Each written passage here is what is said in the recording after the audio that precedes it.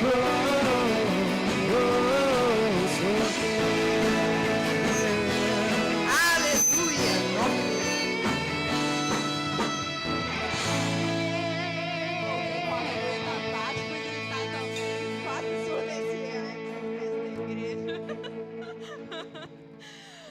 noite, gente! Vocês estão preparados para essa primeira quinta rema do ano? Aleluia! Aleluia! Então podem sentar que nós vamos partir para a aula.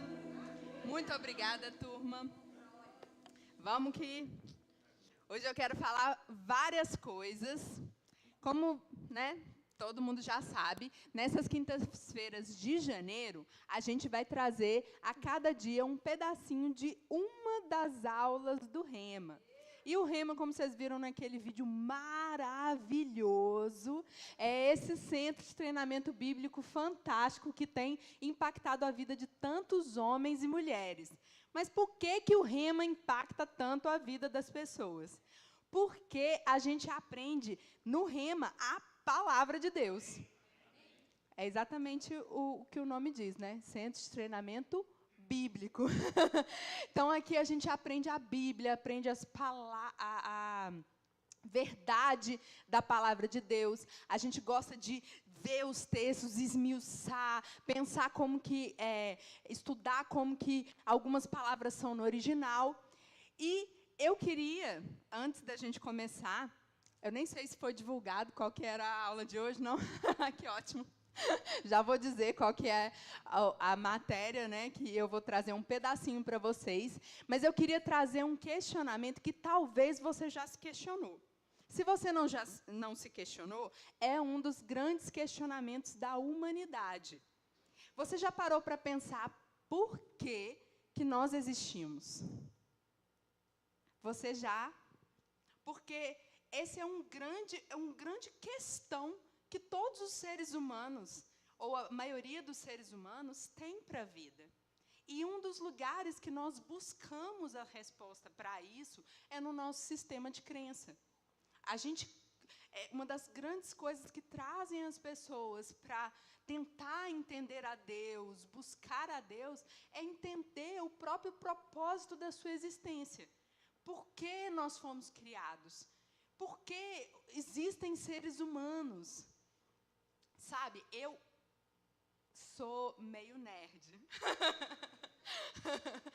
Amo uma ficção científica e uma coisa assim, bem viajada. Mas nem sempre só ficção. Eu adoro essas coisas viajadas da ciência. Eu gosto de ficar pensando no universo, no tamanho do universo, das estrelas. Adoro. Toda vez que tem uma matéria sobre o assunto, recentemente, não tão recentemente, um grande telescópio que foi enviado para longe do planeta Terra para enxergar bem longe, assim, começou a mandar imagem e, assim, o meu algoritmo começou a pipocar das imagens do James Webb, os confins da galáxia.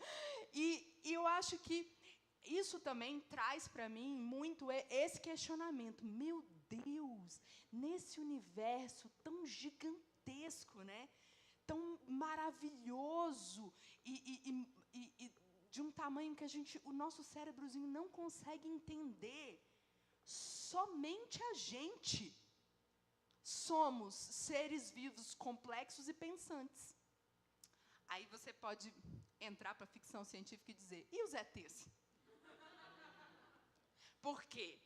Assim, no universo observável, que é aquilo que os seres humanos já conseguiram ter contato, seja através desses grandes telescópios, esse tipo de coisa, a gente não encontrou nenhum ser vivo. Tá? Nenhum ser vivo, não é nenhum ser vivo pensante. Não encontramos, não tem, nesses planetas todos que a gente conseguiu ter acesso até agora, pelo menos para enxergar, a gente não conseguiu encontrar uma ameba, um ser unicelular, um protozoário, nadinha. E aí a gente olha para o nosso planeta, que tem uma quantidade absurda de espécies diferentes. Só de seres unicelulares a gente já tem quase que a quantidade de estrelas.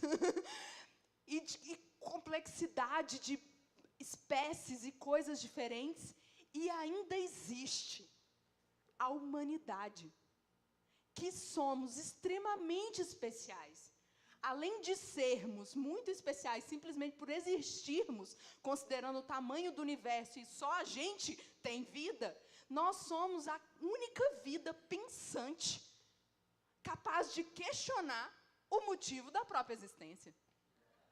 Não é muito fantástico isso? Não é muito especial isso? E aí a gente começa a ter essa sede. Mas por quê?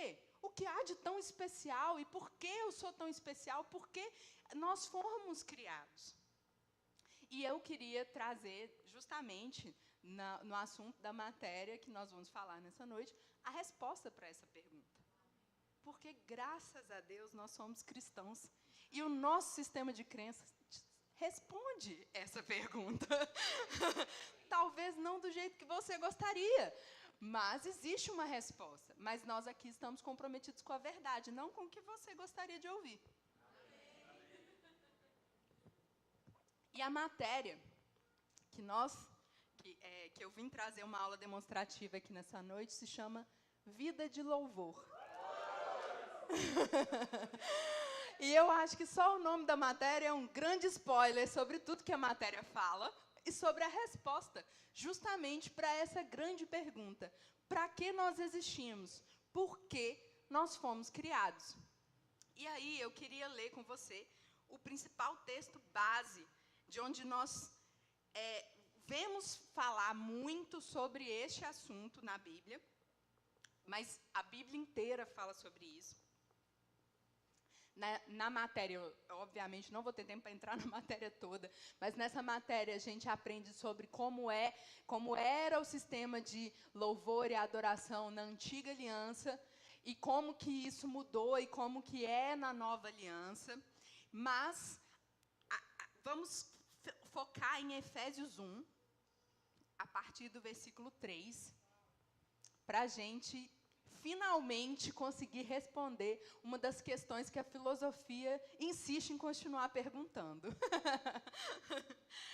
Como vocês sabem, nós cremos no nosso Deus Todo-Poderoso, Criador dos céus e da terra e de tudo que existe. Então, naturalmente, se Ele criou todas essas coisas, Ele nos criou também. Criou o nosso planeta, criou tudo que existe nesse planeta e nos deu isso. Nós devemos passar lá em Gênesis também, mas esse foi o início de tudo, como todas as coisas foram criadas. E aí, a partir do versículo 3 de Efésios, a gente lê assim: Bendito seja o Deus e Pai de nosso Senhor Jesus Cristo, que nos abençoou com todas as bênçãos espirituais nas regiões celestiais em Cristo, porque Deus nos escolheu nele, antes da criação do mundo, para sermos santos e irrepreensíveis em sua presença. Em amor, nos predestinou para sermos adotados como filhos, por meio de Jesus Cristo, conforme o bom propósito da sua vontade, para o louvor da sua gloriosa graça, a qual nos deu gratuitamente no amado. Nele temos a redenção por meio de seu sangue, o perdão dos pecados, de acordo com as riquezas da graça de Deus, a qual Ele derramou sobre nós com toda sabedoria e entendimento, e nos revelou o mistério da sua vontade, de acordo com o seu bom propósito que Ele estabeleceu em Cristo, isso é, de fazer convergir em Cristo todas as coisas, celestiais ou terrenas, na dispensação da plenitude dos tempos. Nele fomos também escolhidos, tendo sido predestinados conforme o plano daquele que faz todas as coisas segundo o propósito da sua vontade, a fim de que nós, os que primeiros esperamos em Cristo, sejamos para o louvor da sua glória. Eu li uma parte bem grande, mas nós vamos esmiuçar, tá? Fica calmo. Uma coisa que provavelmente você percebeu é que ele repetiu propósito, vontade. Vocês perceberam isso? Que esse texto fala muito da vontade de Deus, do propósito de Deus. Então, a gente já começa a destrinchar um pouco essa grande pergunta com o seguinte pensamento lógico. Se o nosso Deus, que é o Deus Todo-Poderoso, que é o Criador de tudo que existe antes de tudo que existe existisse, tudo o que Ele fez foi porque Ele teve vontade. Amém? Vocês concordam comigo que um ser todo-poderoso desta forma não tem necessidade de nada? Tudo o que Ele faz porque Ele quer. Ele faz porque deu vontade. E o nosso Deus também, e você vai aprender muito sobre o nosso Deus no Rema. Nós temos uma matéria maravilhosa, chama Caráter de Deus, que destrincha todo esse Deus maravilhoso que nós amamos, que é o nosso Pai, que nós cultuamos. O nosso Deus também, Ele faz tudo com propósito. Primeira característica do nosso Deus, mas que você vai aprender melhor na matéria Caráter de Deus. E tudo que Ele faz é com propósito. Então, Deus nos criou porque Ele teve vontade de criar. Amém. Foi esse o início de tudo. Mas Ele não fez despropositadamente, porque o nosso Deus não é um Deus de caos. Ele é um Deus organizado e Ele faz as coisas com propósito, com objetivo. E aqui a gente vê repetidamente falando do propósito, da sua vontade. E vocês viram que eu terminei com essa última frasezinha, dizendo assim: sejamos para o louvor da sua glória.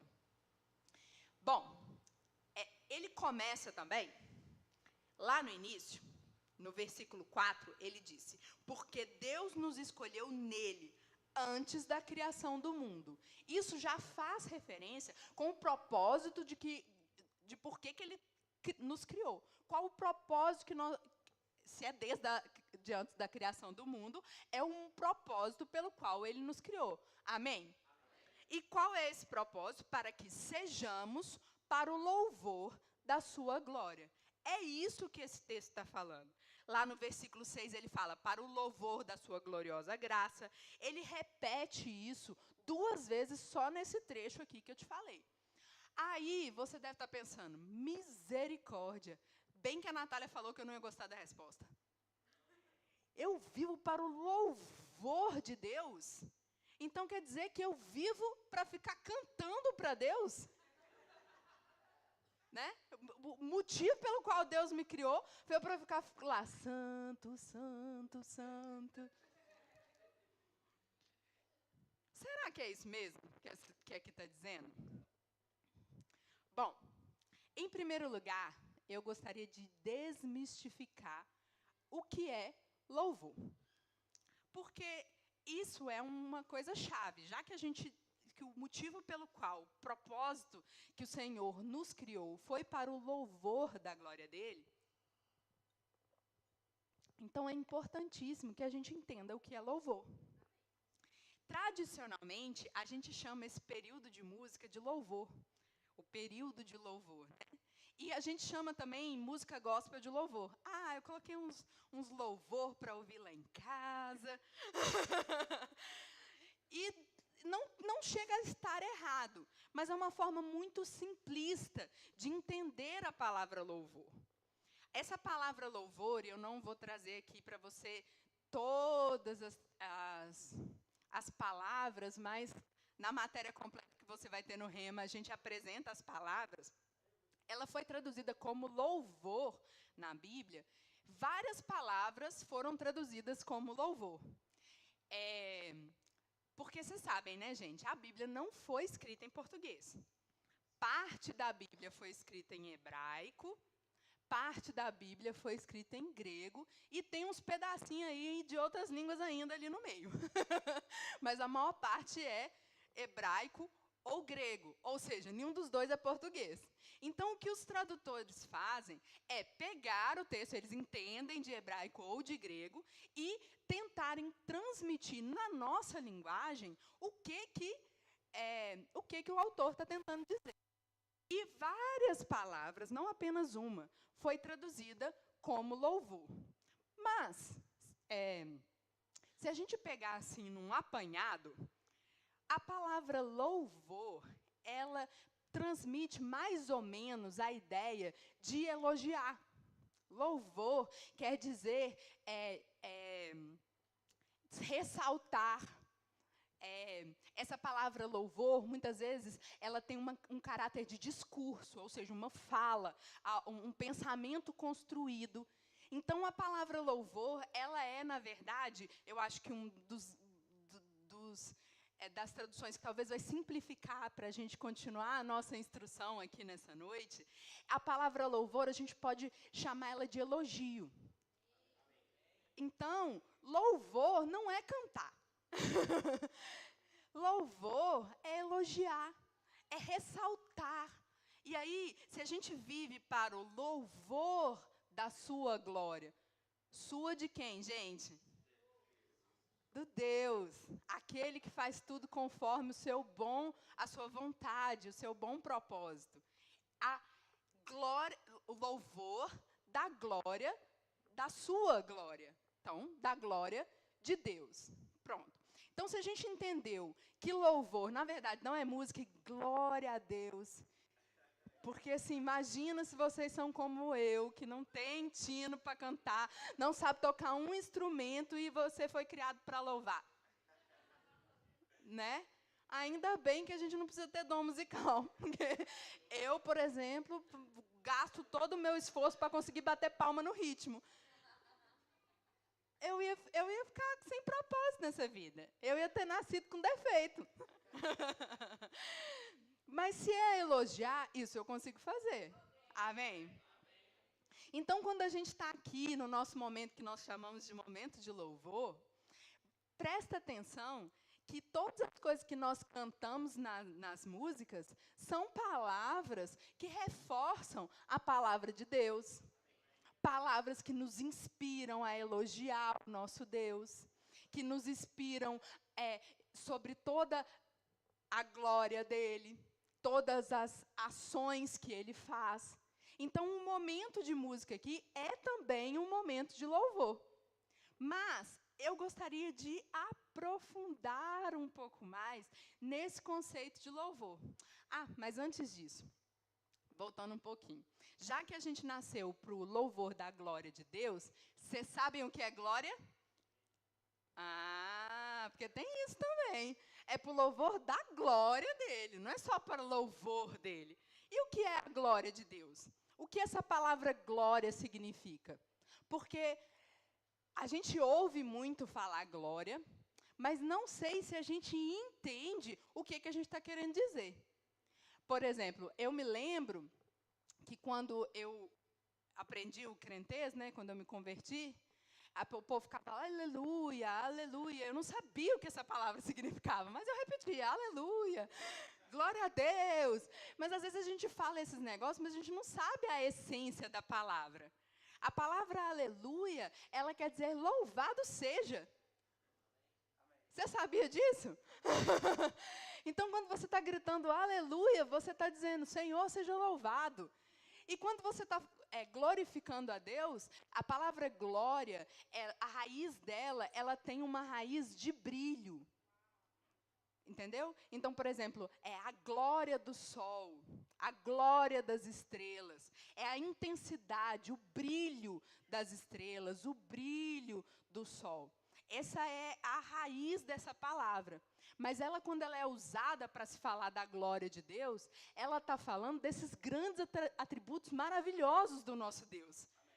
Toda essa maravilha que Ele é. Isso que a gente chama de que nele Ele é luz e nele não há trevas alguma. Quando diz que Ele é luz, não quer dizer que Ele é tipo essa lâmpada, não. Quer dizer que Ele é cheio de coisa boa, não é? Então, essa palavra glória, ela quer dizer isso. É as características maravilhosas do nosso Deus. Então, nós fomos criados com o propósito de elogiar o nosso Deus, as maravilhas, ressaltar as qualidades do nosso Deus. Amém? E a gente faz isso, como eu disse, através de músicas que exaltam isso, A gente faz isso através de oração, levantando mãos santas, declarando para Deus aquilo que você sabe que Ele é. E, só abrindo um parênteses, algumas pessoas, às vezes, elas ficam constrangidas quando a gente fala assim, vamos, louve ao Senhor. E a pessoa fala assim, mas eu não sei fazer isso. Por quê? Porque tem gente que sobe aqui em cima, principalmente esses povos que têm os dons. Eles chegam aqui e ele fala assim, Adonai, exaltado és, ó glorificado. Grande és tu. E aí a gente fica assim, poxa vida, não sei fazer isso. Não sei nem se você falar esse idioma. Mas quando a gente fala para a gente louvar ao Senhor, o Senhor não está interessado em que você debulhe todo o seu português durante o negócio, mas que você fale de coração, aquilo que você vê nesse Deus tão maravilhoso. Então, tá tranquilo você falar do seu jeito. É bonitinho demais ver as crianças louvando, porque eles falam assim, Deus, você é tão grandão. Oh, meu Deus, é lindão. E é isso mesmo. Você pode falar do jeito que você quiser. O momento de louvor é um momento seu com Deus. E você pode e deve fazer isso do jeito que você é. Porque, afinal de contas, ficar tentando fingir para Deus ser qualquer outra coisa que não é você é besta, porque Ele te enxerga. Então, a gente deve usar as palavras do jeito que a gente quiser. Mas, como eu disse, eu quero aprofundar um pouco este conceito de viver para o louvor da glória de Deus. E aí, voltando no nosso texto base, lá no versículo 4, como eu já li, está escrito assim, porque Deus nos escolheu nele, antes da criação do mundo, para sermos santos e irrepreensíveis em sua presença. Essa parte aqui, ela faz uma referência clara. Tá soprado, não tá? Tá não? Não. Essa parte aqui, ela faz uma referência clara à criação. Lembra que nós já citamos a criação?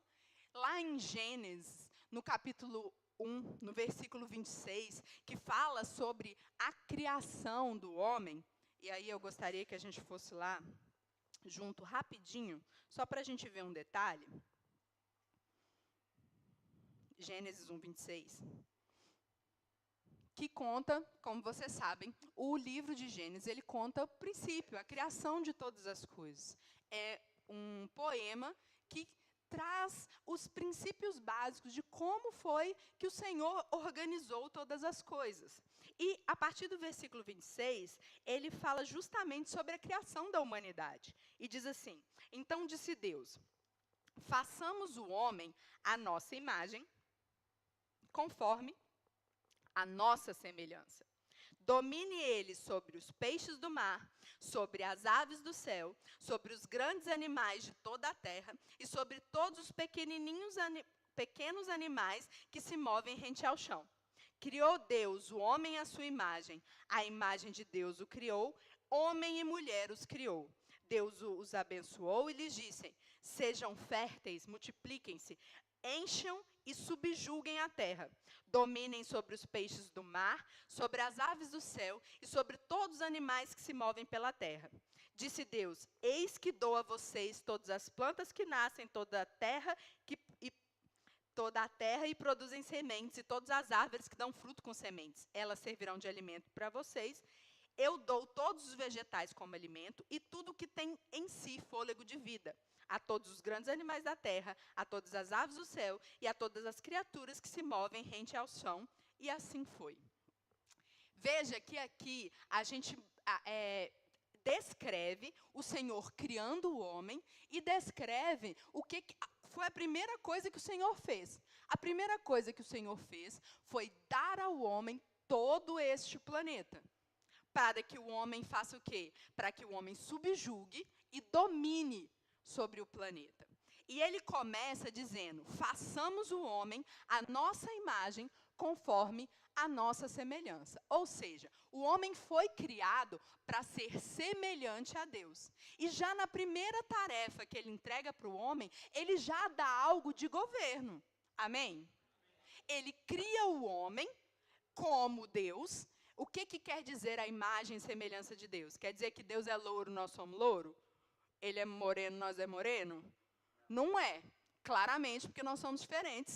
Senão só um ou outro que ia parecer com Deus.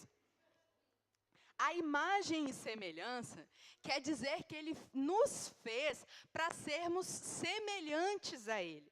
Para que a gente tivesse a mesma natureza dEle, sermos seres espirituais, e para que nós fôssemos semelhantes a Ele. Ou seja, Ele, que é o governador de tudo que existe, deu para a gente, semelhantemente, este planeta para que a gente dominasse. Veja a semelhança. E aí, lá, como nós lemos, antes da criação do mundo, Ele nos criou para sermos santos e irrepreensíveis em sua presença. Em amor, nos predestinou para sermos adotados como filho por meio de Jesus Cristo. Então, Ele nos criou a semelhança dEle, com o mesmo DNA dEle, com a mesma natureza espiritual dEle. Então, para que nós fôssemos filhos. Ser filho, biblicamente, irmãos, é ser alguém que repete as atitudes do pai. A gente vê claramente lá em Lucas 8, acho que que Jesus fala com os fariseus e os saduceus que eles eram filhos de Satanás. E os caras se revoltam. Eles o quê? João 8, desculpa, falei Lucas 8, é João 8. Lá em João 8, ele fala, vocês são filhos do diabo. E aí eles falam, nós, filhos do diabo? Jamais. Nós só fomos até hoje filhos de Deus. Aí eles, se vocês fossem filhos de Deus, vocês reconheceriam que as minhas palavras são a verdade. Mas porque vocês fazem as obras do diabo, porque vocês vivem em pecado, então vocês são filhos do diabo. Então, essa filiação, essa questão de sermos filhos de Deus, quer dizer, biblicamente, além, obviamente, dessa questão de termos sido criados por Ele, também que nós fomos criados para imitarmos quem Ele é. Para sermos como Ele é. E aí, pensa comigo, como que, no natural, como que um filho glorifica o pai? Quando ele é obediente, não é? Todo mundo não fica falando assim, quem que é o pai desse menino? Quando o menino é todo educado, chega um menino aqui poliglota, falando 6 línguas, fala, quem que é o pai desse menino? Chega a menina toda fofinha, perequetada, decorada, né, de laço. Quem que é a mãe dessa criança? Não glorifica quando ele ele se move e ele faz conforme o pai sugere? Não é, as pessoas não exaltam o pai ou a mãe de uma criança quando a criança é obediente. Fala, gente, essa criança é boazinha demais de cuidar. Olha só como ela é respeitosa, como ela é obediente. Nossa, os pais dela devem ser maravilhosos para ter educado tão bem essa criança. O mesmo acontece quando a pessoa é sem educação, né? Quando a pessoa sem educação fala assim, credo, que menino sem educação tem pai, não? Não é? Então, voltando para a criação. Então, Deus nos criou para sermos filhos dele. Para sermos filhos, ou seja, sermos semelhante a ele.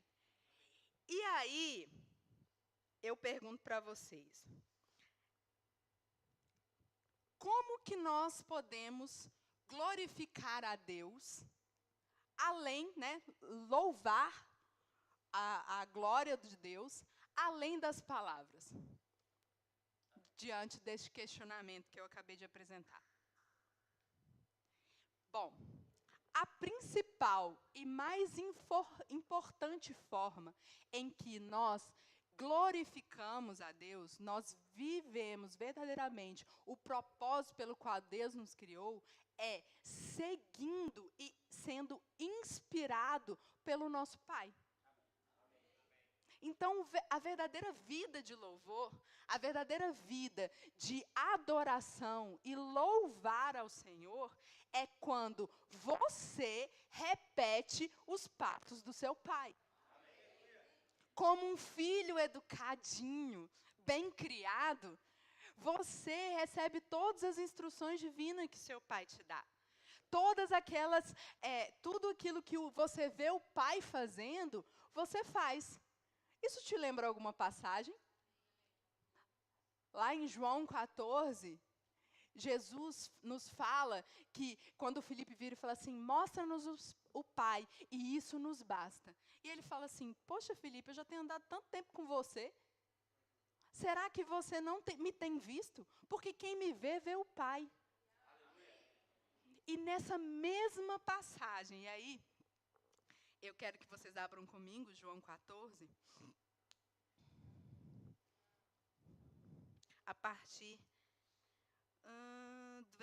só o versículo 20, acho que pode ser. 20 e 21, diz assim, naquele dia compreenderão que estou em meu Pai, vocês em mim e eu em vocês. Quem tem os meus mandamentos e lhes obedece, esse é o que me ama. Aquele que me ama será amado pelo meu Pai, e eu também o amarei e me revelarei a ele. Veja que aqui o Senhor Jesus ele está mostrando na prática o que é uma verdadeira vida de louvor. Uma verdadeira vida de louvor é uma vida em qual as pessoas olham para a gente e veem a Cristo e ao Pai. Porque quem vê a Cristo vê o Pai. Quem vê a gente vê a Cristo. Ou seja, quem olha para os filhos consegue enxergar a luz, o brilho, a glória de Deus. Amém? Essa é a verdadeira adoração. Essa é a adoração pelo qual o nosso Deus nos criou. E se a gente, como nós lemos lá em Gênesis, o Senhor nos criou para que a gente seguisse conforme Ele tinha mandado. Vocês conhecem a história, né? Que o Senhor ordenou que não se comesse da árvore do conhecimento do bem e do mal, que o Senhor vinha todas as tardes ter com o homem, que Ele mantinha esse lugar, que era o Éden, como um lugar de comunhão, em que Deus e o homem estavam sempre juntos. Esse sempre foi o propósito de Deus. Que a gente vivesse essa unidade, conforme o Senhor Jesus acabou de nos ensinar, em que eu estou em meu Pai, vocês em mim e eu em vocês. Uma coisa única, uma coisa tão colada que não dá para saber quem que é quem e qualquer um. E essa é a forma, o motivo pelo qual nós fomos criados. Lá em Efésios, se você saiu, vamos voltar, porque eu vou ficar nesse texto a noite toda. Como nós lemos no versículo 4, né, que foi o que a gente leu por último, está escrito aqui, porque Deus nos escolheu nele, antes da criação do mundo, para sermos o quê? Santos e irrepreensíveis em sua presença. Veja que na presença do Senhor, ou seja, exaltando o Senhor através das nossas vidas, resplandecendo a luz de Deus, é ser santo e irrepreensível, porque é assim que a gente fica na presença dEle. Amém? E no versículo 10, diz assim, versículo 9, e diz assim, e nos revelou o mistério da sua vontade, de acordo com seu bom propósito que estabeleceu em Cristo. Isto é, de fazer convergir em Cristo todas as coisas, celestiais ou terrenas, na dispensação da plenitude dos tempos.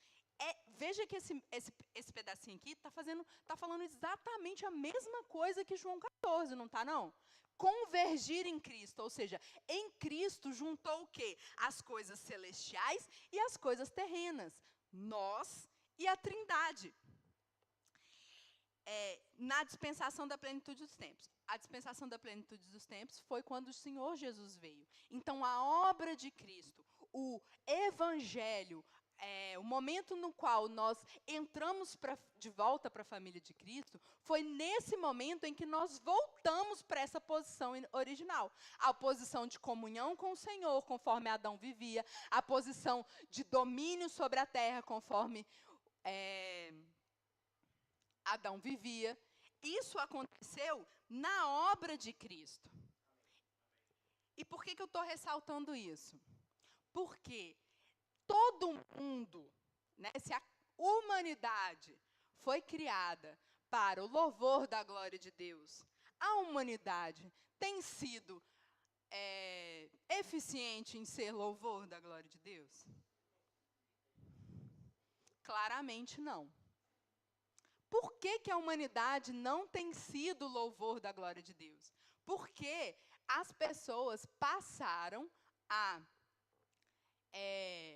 ao invés delas refletirem a luz de Deus, elas passaram a refletir a luz de quem realmente estava dominando a vida delas. Porque a humanidade, assim como também Adão e Eva, e eu não vou ter tempo, então não vou ler esse pedacinho de Gênesis como vocês, mas vocês sabem, e provavelmente todo mundo aqui já conhece a história, que o Senhor mandou que não se comesse da árvore do conhecimento do bem e do mal. Se bem que vamos ler sim, vamos lá, Gênesis 3. Que eu quero mostrar um detalhe para vocês.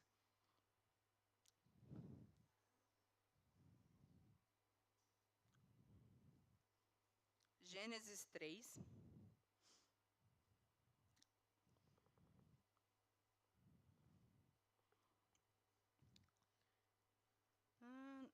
Aí,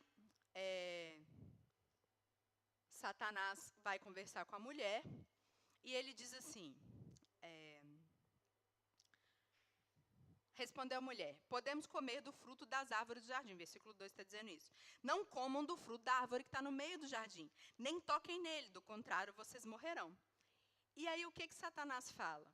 Né? A serpente aqui, que é uma representação de Satanás. Certamente não morrerão. Deus sabe que, no dia em que dele comerem, seus olhos se abrirão, e vocês, como Deus, serão conhecedores do bem e do mal. Quando a mulher viu que a árvore parecia agradável ao paladar, era atraente aos olhos, e além disso, desejável para dela se obter discernimento, tomou do seu fruto, comeu e deu ao seu marido, que comeu também. Aqui demonstra exatamente por que exatamente por que a humanidade agora é filha de Satanás. Porque se filiação é obedecer e agir como o nosso pai, a humanidade age como Satanás. Porque Satanás, está escrito lá em Isaías 14, não precisa abrir se não quiser. Isaías 14, versículo 13 e 14, fala que Satanás dizia em seu coração, subirei aos céus, erguerei o meu trono acima das estrelas de Deus. Eu me assentarei no monte da Assembleia, no ponto mais elevado do Monte Santo. Subirei mais alto que as mais altas nuvens, serei como o Altíssimo. Eita! Olha a voz de Deus aí. Veja que o que Satanás queria? Ele queria estar com a posição de Deus. Ele queria subir para estar no lugar de Deus. E como que ele convenceu a mulher? Ele convenceu dizendo assim, os seus olhos se abrirão e vocês serão como Deus. Foi essa isca que ele jogou e que a mulher falou, achei desejável para obter discernimento. Parece gostoso, vou comer. Veja que Quem que é a humanidade aqui representada por Eva? Quem que a humanidade resolveu responder? Quem que a humanidade resolveu imitar? As instruções de Satanás. A partir daí, a humanidade passou a ser filho de Satanás. E talvez você esteja falando assim, mas esse negócio de Adão e Eva é uma grande bobagem. Nem sei se isso existiu. E os Neandertais? E o elo perdido? E Lucy? Bom, vocês acham que vem ao caso? Porque eu queria perguntar para vocês. Em algum momento na vida de cada um de vocês, você sabia que estava errado? Você sabia que não era o jeito que Deus gosta? E você foi lá e fez? Pois então, Eva é só uma representação da sua vida. Não só sua, minha. Nossa vida. A vida de toda a humanidade.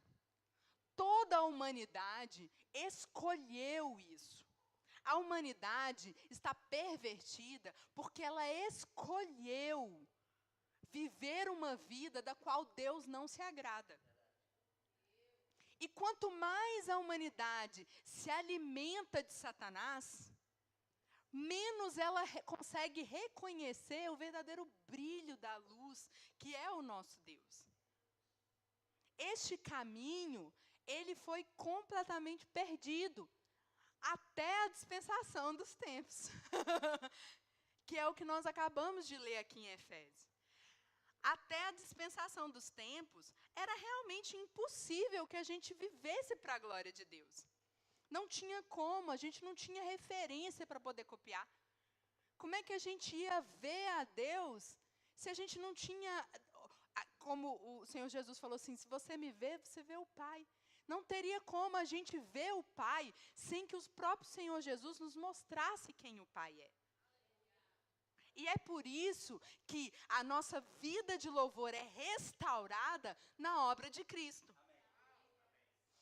E é por isso que em Cristo todas as coisas convergiram. Neles fomos escolhidos, sendo predestinados conforme o plano daquele que faz todas as coisas segundo o propósito da sua vontade. Versículo 12. A fim de que nós, os que primeiros esperamos em Cristo, sejamos para o louvor da sua glória. Quando vocês ouviram e creram na palavra da verdade, o evangelho que os salvou, vocês foram selados em Cristo com o Espírito Santo da promessa. Então, no momento em que nós aceitamos que a gente reconhece que o Senhor Jesus é realmente o Deus encarnado e que a obra dele é a obra que vai me restaurar a posição de onde eu nunca deveria ter saído, de louvor da glória de Deus, filha amada do nosso Pai, imitadora dele. A partir de quando a gente recebe isso, a gente já recebe uma herança de filho. E essa herança é o Espírito Santo da promessa, que é a nossa conexão de volta a esse caminho de louvor e adoração a Deus. Um louvor e adoração a Deus que é conforme o Senhor Jesus profetizou para a samaritana. E aí nós vamos abrir lá, e provavelmente é o último texto que nós vamos abrir.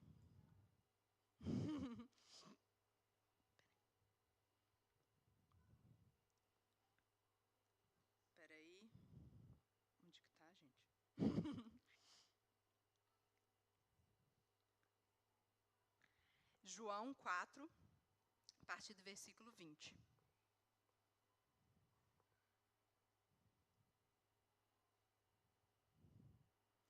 Que aqui o Senhor Jesus está dizendo justamente que mudou a forma de adoração.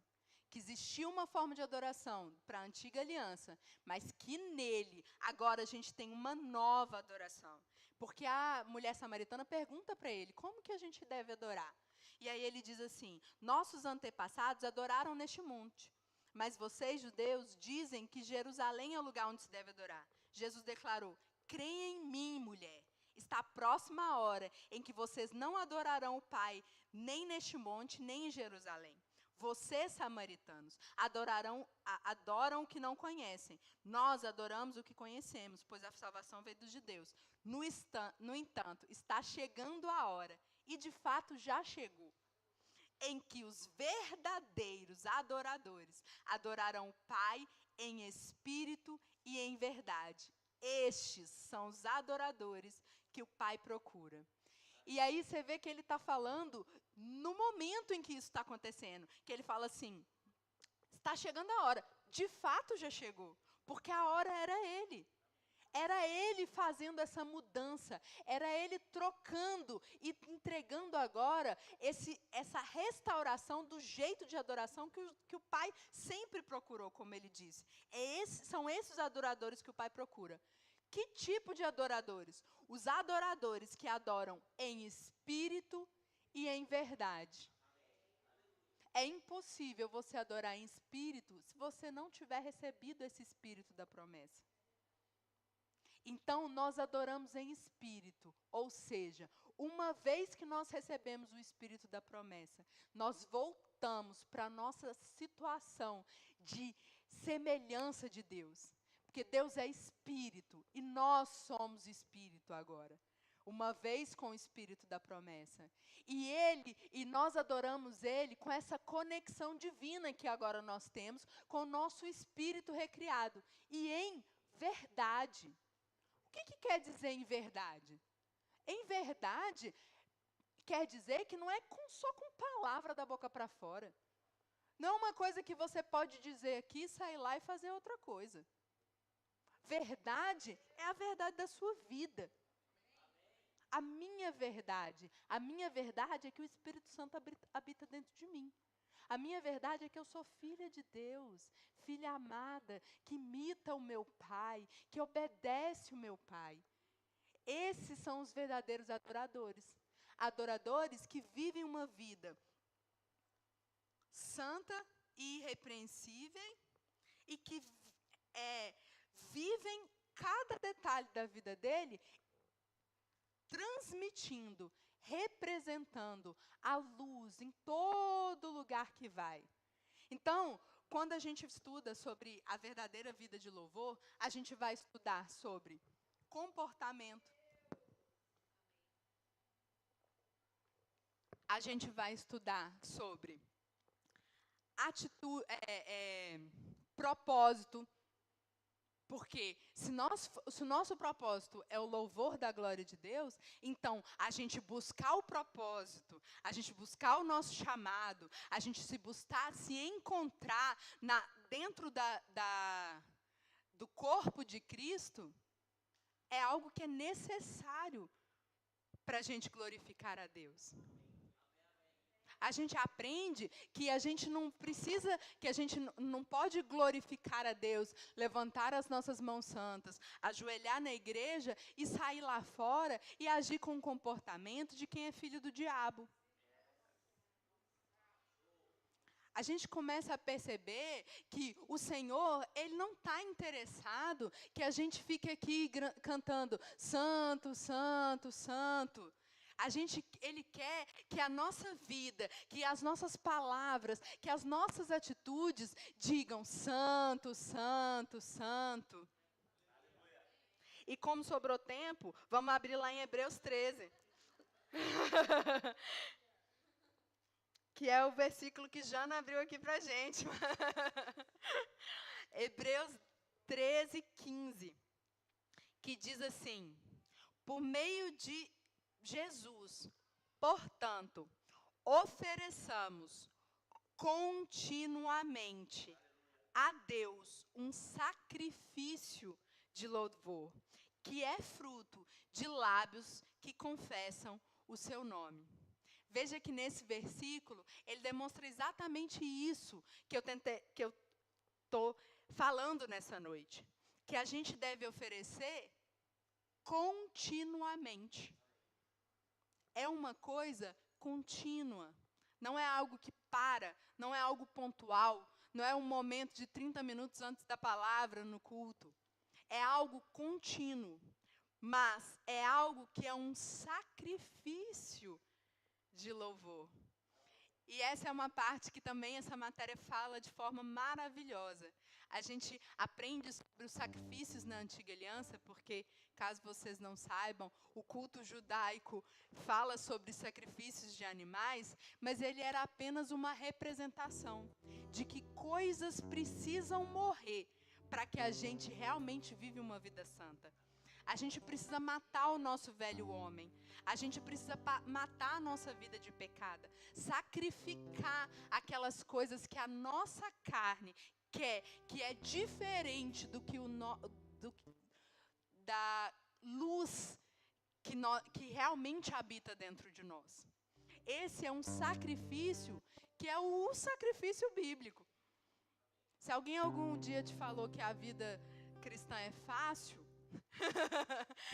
falou errado, porque a vida cristã exige sacrifício, mas é um sacrifício para trocar o que está podre, estragado, adoecido, fazer uma cirurgia para arrancar, para trocar por algo puro, santo, iluminado, cheio de amor. Amém? Que é fruto de lábios que confessam o seu nome. Que é a consequência, o fruto na árvore é uma consequência natural da árvore, certo? Uma mangueira naturalmente vai dar mangas.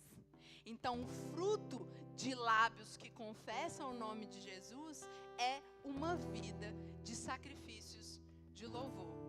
Amém? Bom, essa é só uma pinceladinha da matéria Vida de Louvor. Nessa matéria tem muita coisa legal, a gente aprende muito sobre esses aspectos que eu falei, da vida que resplandece o Senhor. Mas a gente aprende também sobre as formas de adoração na Antiga Aliança, a gente aprende sobre o tabernáculo, a gente aprende sobre o templo, a gente aprende sobre os levitas, sobre os sacerdotes, porque tudo isso o Senhor estabeleceu na Antiga Aliança para apontar para Jesus. E esse povo judeu que o Senhor Jesus, na plenitude dos tempos, trouxe para o seu discipulado, eles conheciam esse simbolismo. E às vezes a gente não entende algumas passagens bíblicas porque a gente não entende essas referências. Mas nessa matéria a gente aprende muito sobre isso. E vocês, enfim, esse ano vocês vão aprender mais sobre isso na matéria Vida de Louvor. Eu queria só que a gente orasse um pouquinho, praticasse um pouco dessa adoração com palavras de elogio. Pai, o Senhor é bom em todo tempo, Senhor. Senhor, nós sabemos, Senhor, que o Senhor é luz e no Senhor não há trevas alguma. Nós sabemos, Senhor, que o Senhor é incapaz de fazer qualquer coisa que seja boa, que não seja perfeita, que não seja santa. E dessa mesma forma, Senhor, nós colocamos nas Suas mãos, para que a gente viva uma vida que glorifica ao Senhor, uma vida que resplandece a Sua luz, Pai. Nós nos colocamos, Senhor, de volta no Seu abraço, na Tua família, nos comprometendo, Senhor, de cada dia deixar essa luz e nos inundar a nossa vida, para que a gente realmente chegue ao dia perfeito, Pai. Dia após dia, Senhor, as trevas vão sendo enxotadas das nossas vidas. Nós vamos sendo alinhados conforme a Sua imagem e semelhança, Senhor, como filhos amados que imitam a conduta do Pai. Porque nós reconhecemos, Senhor, o Teu amor, o Teu senhoria, a Tua paternidade sobre as nossas vidas. Obrigada, Pai, por este momento de edificação. Obrigada, Senhor, por tudo que nós aprendemos aqui nessa noite. E que a gente possa, Senhor, cada vez mais conhecer e nos aprofundar nessa palavra que nos transforma. Nesse conhecimento, Senhor, que faz a diferença prática em nossas vidas. Que vão realmente nos realinhar ao caminho do Senhor, à Tua vontade, o Seu bom propósito, Pai. Obrigada, Obrigada, Pai, porque o Senhor nunca nos abandona. E o Senhor nos deu a Tua palavra para que a gente seguisse o caminho conforme a Sua vontade, Senhor. Obrigada, Pai.